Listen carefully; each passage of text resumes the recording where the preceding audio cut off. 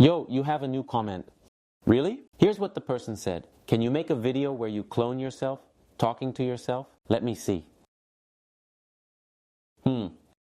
Well, let's make it for them. Let's do it. To make a video like that, the first thing you'll need is a voiceover, like the dialogues for the number of characters you have. To keep the timing in sync, you'll also need two scenes, one where the first character is in action and another where the second character is in action.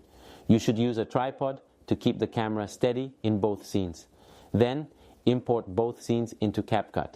Here you have the first scene and this is the second scene.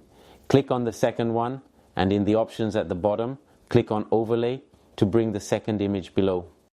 Drag it to the beginning, aligning it on the same level in the timeline. You'll need to cut or trim the parts. You don't need to make both images align perfectly. Now, with both videos ready, click on the second image and in the options below, click on Cutout. When you get to that section, click on Remove Background to automatically cut out the background. You'll see that it does the work on its own. When it's finished removing the background, sometimes there might still be small imperfections.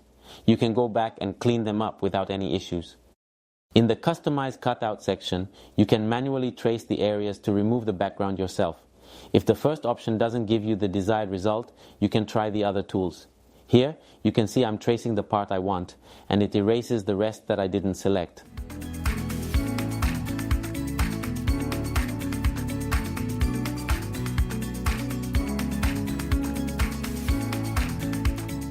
Now, you'll notice the result is different from the first one and looks much better. Since the scripts for both scenes match, everything is now aligned properly and you're good to go. I hope this video helped you.